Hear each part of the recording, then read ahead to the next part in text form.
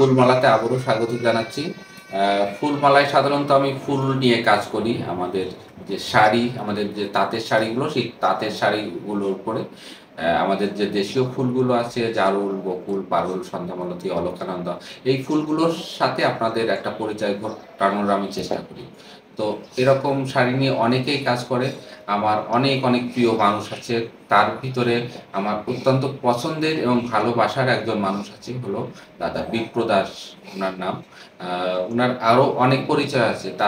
তাছাড়া উনার যে সহধর্মিণী অথবা যেটাই বলেন, সে আমার অত্যন্ত পছন্দের মানুষ। আসলে এদের সাথে আমার অতটা, যেমন অনেক সময় যে কাটিয়েছে তেমনটা নয়, হ্যাঁ, কিন্তু মাঝে মাঝে যখনই দেখা হয়, ওই আসলে কথা বলার সাথে সাথে বোঝা যায় তার মনের মিল, আমার মনের মিল, এইরকম একটা বিষয় এদের সাথে কাজ করেছে।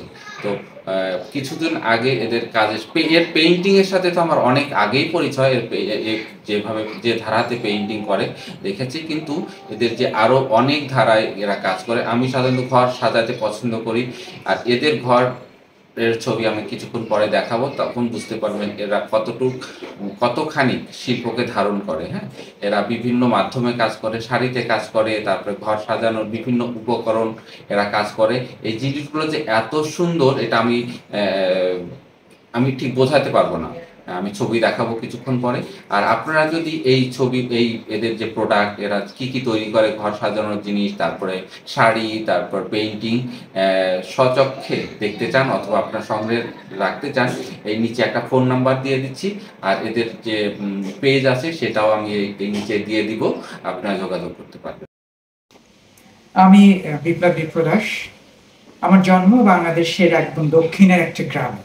আমার সেই কারণে হচ্ছে বাংলাদেশের প্রকৃতির একটা যে আলাদা সৌন্দর্য ছোটবেলায় আমি উপলব্ধি করার সুযোগ পেয়েছি, এবং সেই জায়গা থেকে আমার ভিতর থেকে শিল্পের প্রতি, প্রকৃতির প্রতি একটা আলাদা টান তৈরি হয়, যেটা থেকে আমি কখনো বেরোতে পারিনি। এবং সবসময় ভাবতাম আমি ছবি আঁকবো, আর্ট কলেজে পড়বো, এবং সে কারণে খুলনা আর্ট কলেজে আমি গ্রাজুয়েশন করি। পরবর্তীতে আমি ইউরা থেকে মাস্টার্স করি। কিন্তু খুলনা আর্ট কলেজের যে পড়ার সময়টা, আমি বিশেষ করে বলবো, খুলনা তো একটা অন্যরকম একটা শহর, যেখানে অনেক বেশি কাব্যিকতা আছে, অনেক বেশি বৃষ্টির সাথে সম্পর্ক আছে, প্রকৃতির সম্পর্ক অনেক বেশি। এবং সেই ছোটবেলার যদি ধারাবাহিকতা নিয়ে আসি, খুলনা আর্ট কলেজ পর্যন্ত আমার অদ্ভুত একটা সময়। পরবর্তীতে আমি ঢাকায় চলে আসি। এখানে আমি দীর্ঘকাল, প্রায় 23 বছরের বেশি আমি চাকরি করি, যদিও সেটাও সৃজনশীল কাজের মধ্যে দিয়ে। আমি ডিজাইন এবং ডিজাইন টিম পরিচালনার কাজে এই সময়টা আমার চলে গেছে, ভালো লাগার কাজে।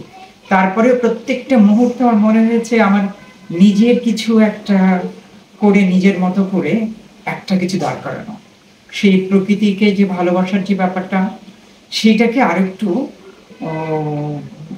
নিজের মতো করে উপস্থাপন করা। তার জন্য আমার এখনকার এই ইনিশিয়েটিভ। নিজের ক্ষেত্রে আসলে আমার একটা জিনিস খুবই একটা মাঝে মাঝে সংশয় পড়ি, যে আমি একজন কি ফ্যাশন ডিজাইনার, আমি কি প্রোডাক্ট ডিজাইনার, আমি কি শিল্পী, কোনটা আমার মধ্যে বেশি প্রখরভাবে আছে।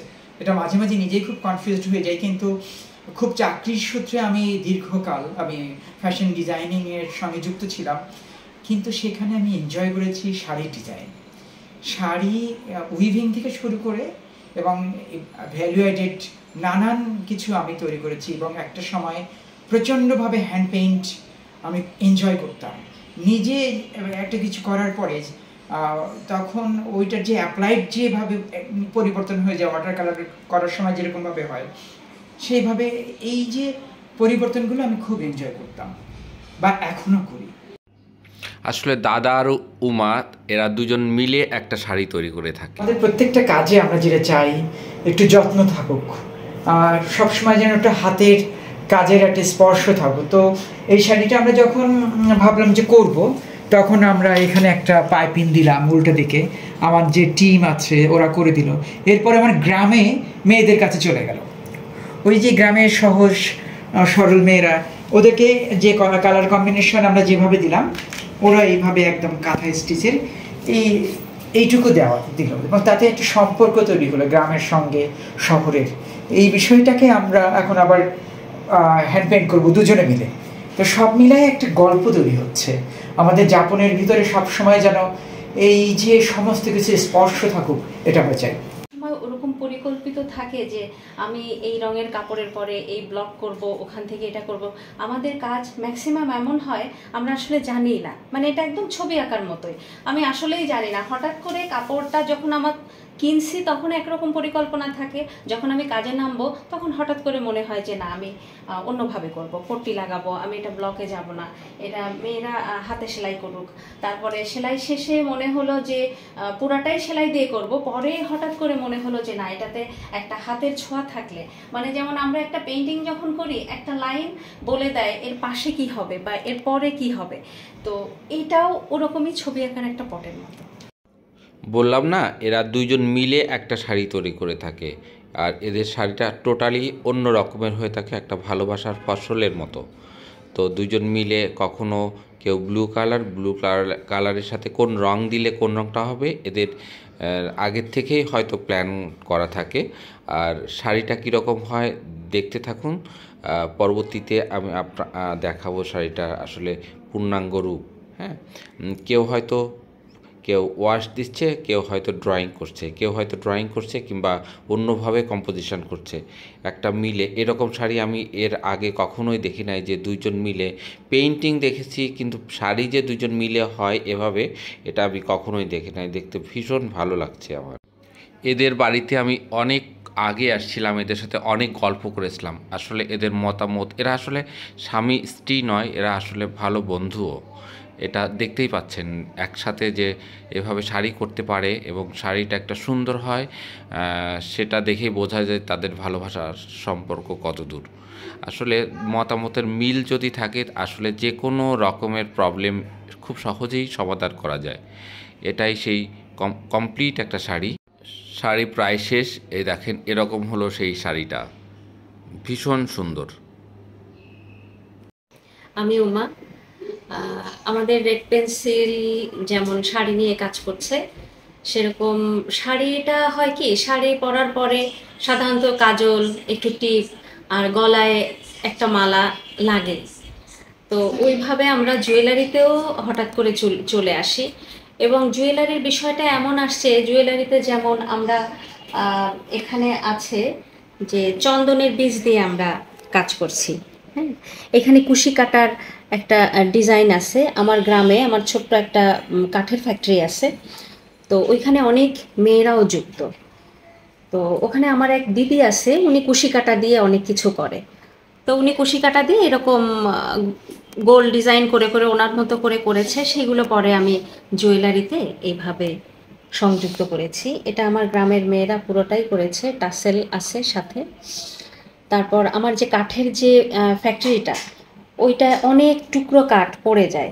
তো একটা সময় ওই যে গুঁড়াগুলো, ছোট ছোট কাঠ, এটা দেখে মনে হতো এটা আমি কিভাবে কাজে লাগাতে পারি, মানে কোনো জিনিস যেন আমার ওয়েস্টেজ না হয়।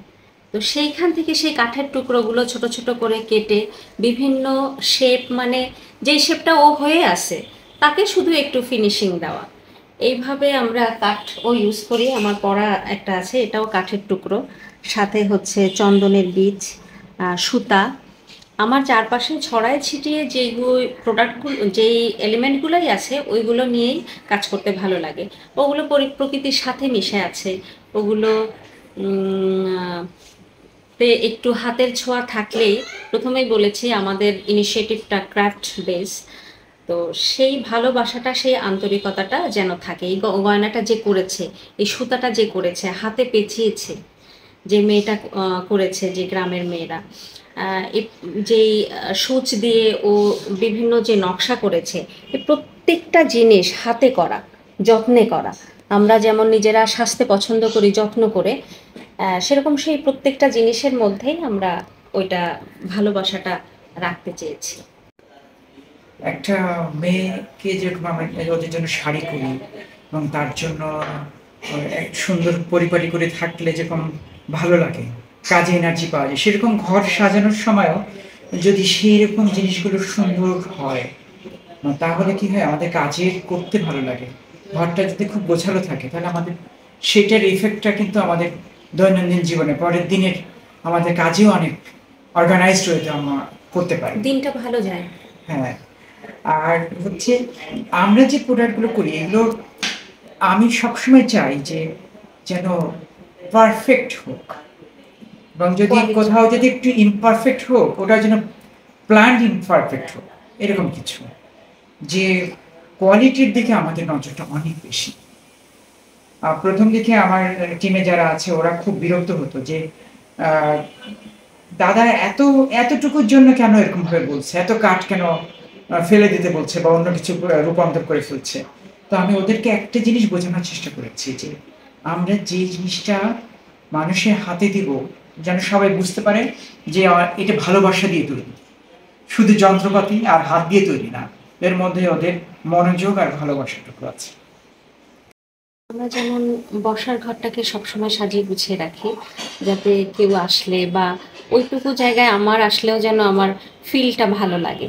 কিন্তু আসলে আমাদের রান্নাঘর, খাবার টেবিল, যেখানে আমাদের মিট করতে হয় দিনে অন্তত 2 বার, তো সেই জায়গায় যদি আমরা যত্ন করে ন্যাচারাল জিনিস ব্যবহার করি, সেক্ষেত্রে এটা স্বাস্থ্যসম্মত, মনেরও শান্তি আসে।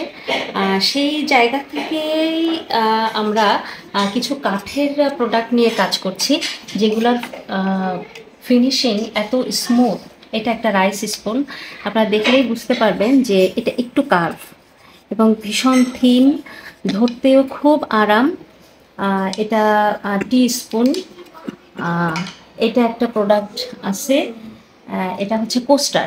এই কোস্টারের কথা শুধু আমি বলবো না, আমি শোরুমে যখন দেই বলে রাখি আমাদের প্রোডাক্ট ইউনিমার্টের সবগুলো আউটলেটেই আছে, সিলেট, ঢাকা।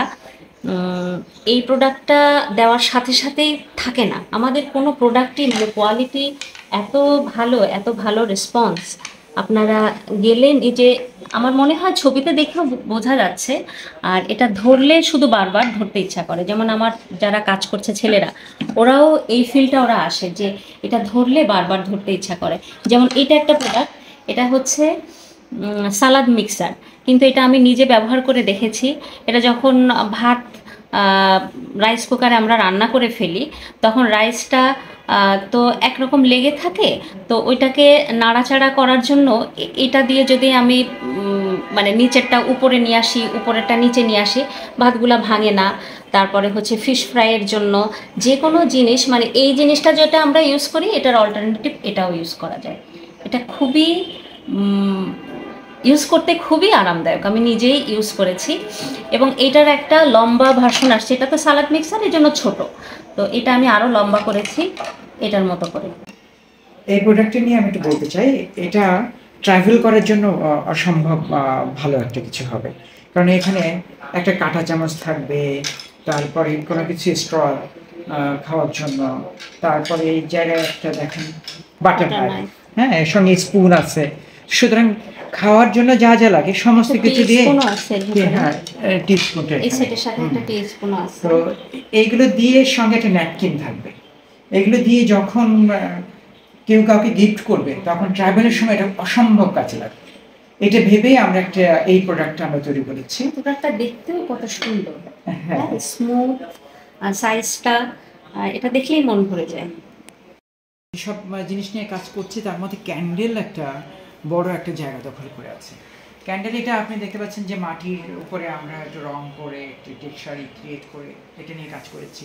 কিন্তু এছাড়াও আরও কিছু ক্যান্ডেল আছে, যেমন মাটির হচ্ছে নকশিহারি, ওইটাও খুব মানে সবাই এত পছন্দ করছে, আমরা মনে হচ্ছে দিয়েই পাচ্ছে না, হ্যাঁ দিয়েই পাচ্ছে না, এরকম একটা অবস্থা। এছাড়া কাঠ দিয়ে আমাদের ক্যান্ডেল হচ্ছে, বাঁশ দিয়ে করছি, মানে ক্যান্ডেলটা যে এত সমুদ্রের মতো, কোনো শেষ হয় না। আর ক্যান্ডেল ঘরে থাকলে কি হয় যে যখন জ্বলে তখন মনে হচ্ছে যে মনটা ভালো হয়ে যায়।